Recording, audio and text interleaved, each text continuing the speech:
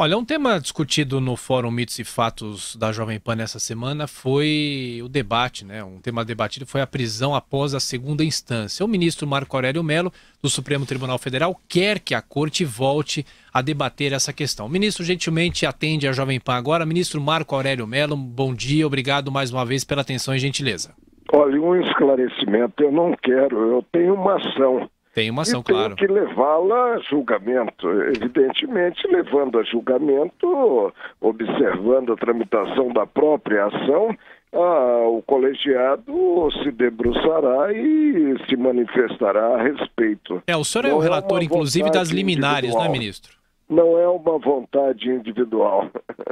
O senhor, inclusive, é o relator das liminares. E por que o senhor acha que o país deve voltar a discutir esse assunto agora? Não, ele tem que discutir. O judiciário provocado, como está provocado, porque as ações estão tramitando, tem que se pronunciar a respeito. Ele não pode simplesmente arquivar a ação. Quando eu levei a julgamento, levei para o exame da medida liminar e houve um indeferimento.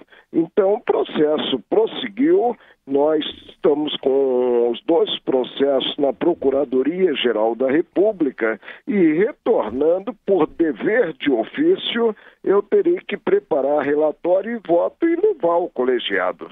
Ministro, a nossa companheira Vera Magalhães faz a pergunta agora. Vera. Eu queria tentar entender um pouco essa questão do prazo. Falamos há alguns dias, o senhor disse que ainda não havia prazo para o senhor pedir pauta para essas ações das quais o senhor é o relator. Existe aí um prazo para que o Ministério Público devolva os autos e que o senhor peça a sua inclusão na pauta do plenário? Olha, em primeiro lugar, prazo existe, mas não se tem uma sanção. E prazo sem sanção, ele é inócuo.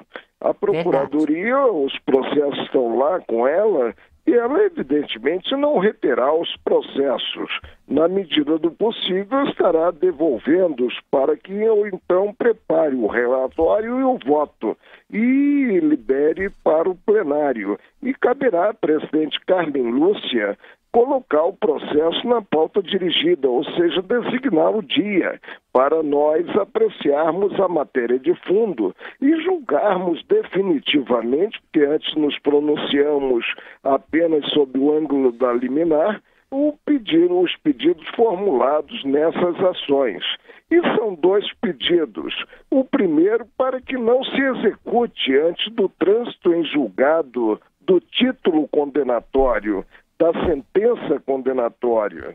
E o segundo, para que ao menos se espere a deliberação do Superior Tribunal de Justiça, porque lá no Superior Tribunal de Justiça é possível chegar-se mediante um recurso que fica viabilizado pela divergência jurisprudencial, ou seja, ter-se decisões conflitantes, prolatadas por órgãos do judiciário, ou então violência ao Código Penal e violência ao Código de Processo Penal.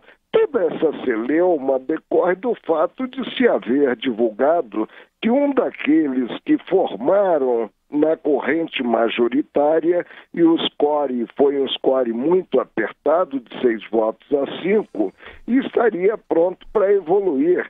Entender que se deve aguardar o crivo ao julgamento do Superior Tribunal de Justiça. Mais uma, Vera. Ministro, eu tenho uma dúvida. Enquanto isso não acontece, o julgamento de mérito, está havendo casos de julgamentos conflitantes, principalmente nas turmas. A primeira turma da qual o senhor faz parte tem aplicado a nova jurisprudência, segundo a qual já se pode cumprir pena após confirmação. E a outra turma, a segunda, está tomando decisões pelo placar contrário. Então, isso não pode levar à insegurança jurídica? Isso não é algo que ensejaria se marcar uma data para dirimir essa dúvida? A colocação é de todo procedente. A divergência que maior descrédito provoca para o judiciário é, como eu costumo dizer, a intestina de órgãos de um tribunal estarem decidindo frente ao mesmo direito, considerados os mesmos fatos, de forma diversa. Isso não deve ocorrer. O Supremo, de início, só deveria, e isso decorre da própria natureza do tribunal, por isso é Supremo, atuar no colegiado maior. Mas visando fazer frente a essa avalanche de processos, nós temos as duas turmas. E aí há essa discrepância de votos. Na primeira turma, eu continuo sustentando que acima de qualquer dado se tem a Constituição Federal, que precisa ser um pouco mais amada pelos brasileiros.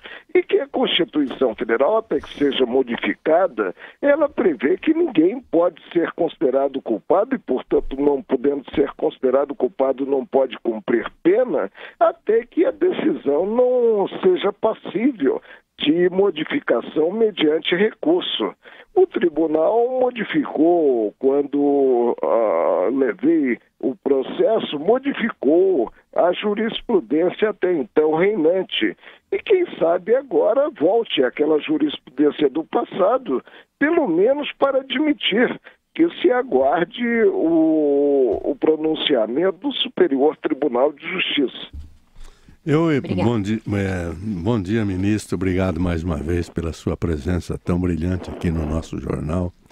É Josival que está falando. Eu até ia fazer pergunta, mas o senhor explicou tão claro que nem é necessário. Apenas para confirmar, sim, não é uma nova ação que está no Supremo Tribunal? Não, é a mesma ação que precisa ser julgada.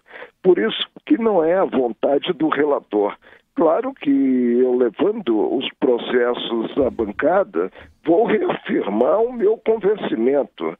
Agora, não sei se o colega que parece que vai mudar de entendimento, que integra a segunda turma, né, mudará. Se ele mudar de entendimento, aí a votação de 6-5, admitindo a execução, tão logo haja o crivo do tribunal revisor, o tribunal de segundo grau, né? Essa visão ela fica afastada e passa-se a aguardar o pronunciamento do Superior Tribunal de Justiça. E eu sustentarei de qualquer forma que se tem que aguardar mesmo o não cabimento mais de recurso contra a decisão, passando-se, observada a ordem do processo crime, né, a executar a pena. Eu não concebo execução provisória da pena, porque toda execução provisória pressupõe o retorno ao estágio anterior. E liberdade perdida não pode ser alvo de restituição a quem a perdeu. Professor Vila. Ministro Marco Aurélio, bom dia. Marco Antônio Vila. Bom, Marco Antônio Vila, satisfação em ouvi-lo. Também, ministro. Vamos lá, vamos polemizar, né? Aliás, Marco Antônio, sim, eu li há pouco um livrinho interessante, não sei se você já leu, sim, do Mário Vargas Llosa, né? A Civilização do Espetáculo. Do espetáculo, coisa boa. É uma crítica, devemos dar um desconto, mas tem muita coisa ali para se refletir, né? É verdade, é um belíssimo livro. Esse, Prêmio Nobel. Prêmio Nobel de Literatura. Eu gosto de ver a festa do bode, ver sobre a República Dominicana, o batismo de fogo, Tia Júlia, o escrevinhador, esse é grande. Deixa eu perguntar uma coisa e polemizar um pouco essa posição do senhor, ministro.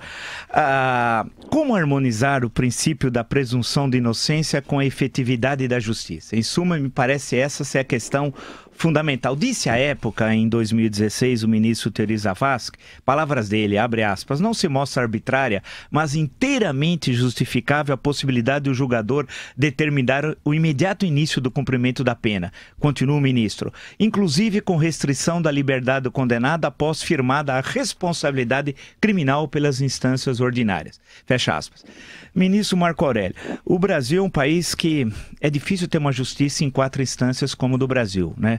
A impressão que dá, ministro Marco Aurélio, é que a presunção de inocência significa, de uma forma ou de outra, uma certa fechar os olhos para os poderosos quando cometem crimes, né? Então, por exemplo, Lula, vamos pegar o exemplo concreto de um criminoso, sentenciado a 9 anos e meio de prisão. E ainda tem mais 5 ações penais que estão correndo contra ele. Ou José Dirceu, já condenado, solto. Não é um meio de estimular a impunidade, ministro? Olha, o que ocorre é que a nossa atuação, a atuação dos juízes, é uma atuação vinculada ao direito aprovado pelo Constituinte, me refiro à Constituição Federal, e ao direito aprovado pelos deputados e senadores em termos de leis. Nós não podemos simplesmente fechar a Constituição Federal e estabelecer, visando correção de rumos, e todos nós queremos correção de rumos, o critério de plantão. Isso não gera segurança, isso gera insegurança. Se o sistema está errado, vamos rever, e rever na seara própria, que é o Congresso Nacional, esse mesmo sistema. Mas, enquanto ele estiver em vigor, né, cumpre observá-lo.